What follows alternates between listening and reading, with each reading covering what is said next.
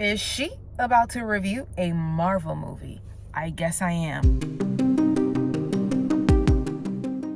Right off the bat, I think I need to do something that I don't do very often. This will be a spoiler-filled review. So if you haven't seen this movie yet, don't watch this video. If you don't care about spoilers, please. There's something in my eye. Sorry. Okay. I have some thoughts. I did enjoy this movie. I thought there were some strong performances, namely by Tom Holland himself. You know, I'm a girl who grew up on Tobey Maguire as Spider-Man, so I have not been able to ever let that go. I think he's always going to be my number one because that's how I grew up and that's how the nostalgia works. But Tom Holland did well in this movie.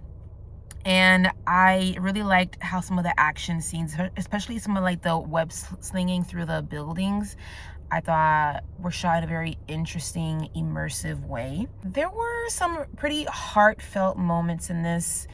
There are moments where you really feel bad for Peter Parker as he is living this really kind of like sad boy, lonely life because he's had to kind of really sever his ties with his friends, and this is after he's already lost Aunt May. So it's just he's entering his emo era as we begin this movie.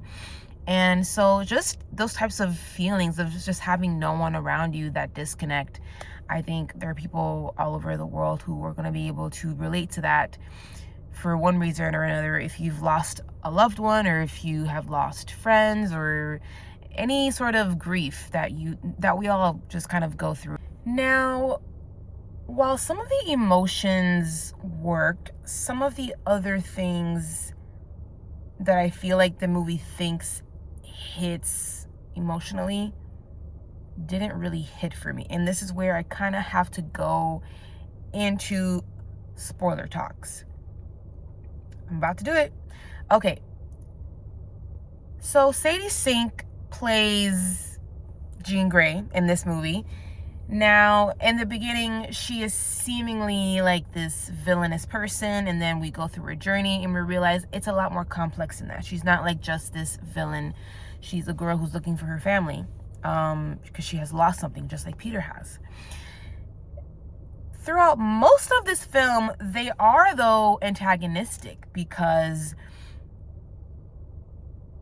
she is trying to get into this place and she's jumping through people and kind of like violating people because she's possessing people, and he's trying to find out what she's doing and he's trying to like go after her and things like that. So it's mostly an antagonistic relationship throughout the film.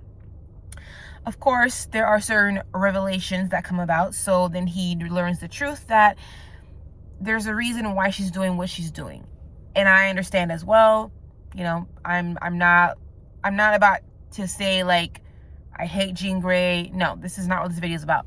I just question that there's a moment towards the end of this film in the third act when Jean Grey and Spidey have a sort of confrontation.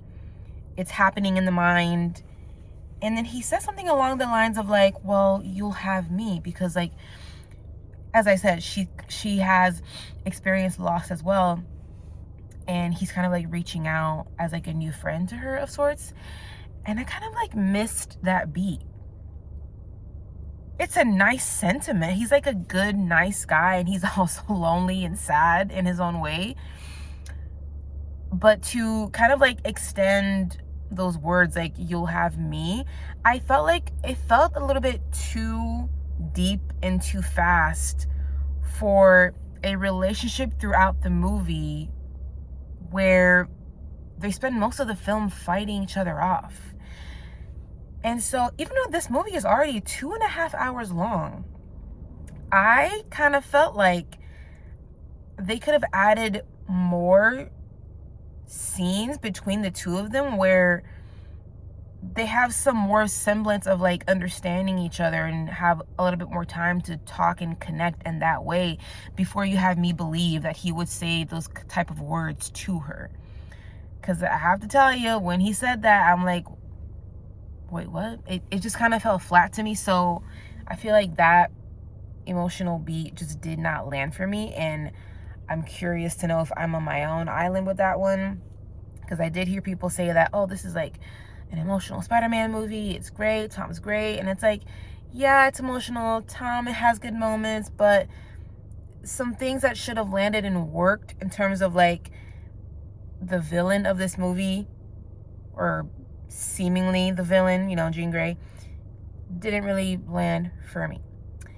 And then I do like the arc that he goes through, because in the beginning he thinks he has to live this very like isolated life and he can't have anybody in his world, but then towards the end he realizes, wait, you know, maybe I can try to pick up some of the pieces and try to let some people back into my life. And I felt like we were going to get like some kind of scene with him and the love of his life, which is MJ, but we don't get that scene. Like, so then I kind of felt dissatisfied, and maybe that's on purpose, because maybe they'll do that for the next movie, or maybe the next Avengers movie. I don't know. There's so many freaking Marvel films that come out and TV shows. I don't know. So that kind of bothered me. And I am someone who hasn't seen any Punisher stuff. Now, the movie gives me enough context, I guess, that they've had, that Spidey and Punisher have had some sort of camaraderie, some kind of background and friendship, but I haven't seen Punisher things, so I cannot feel as invested in this friendship as I feel like other people who have seen all the TV shows and all the standalone episodes, or whatever they're called, that Disney Plus will drop. And that's what I feel like Marvel has turned into, something that's intimidating for casual viewers to just like watch and understand and enjoy. I just feel like I should not have to watch 20 plus films, or like your 15 plus TV shows on Disney Plus, for me to be able to like enter the world and just like enjoy it. I went into the movie because I want to see a new Spider-Man movie, and I feel like I had to watch it opening day because I don't want to be spoiled. But the Punisher stuff, I was just like trying to catch up because I haven't seen the Punisher media. So anyway, all in all, it was a fun enough film. I will give it a 3 out of 5. It's not perfect. I probably wouldn't watch this again unless I was like watching it socially, you know, like with friends or something like that. I will be there for Avengers Day, but I am mostly going to be watching Avengers Doomsday for the X-Men. Okay, I am nostalgic for the X-Men. I grew up on those films way back in the day in the 2000s when they came out, so I'll be there for that.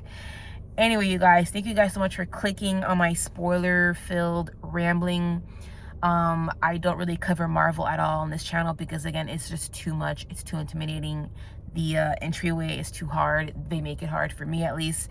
But I appreciate you for watching. If you like this video, please hit the thumbs up. Subscribe if you're enjoying the content, and I'll catch you guys next time.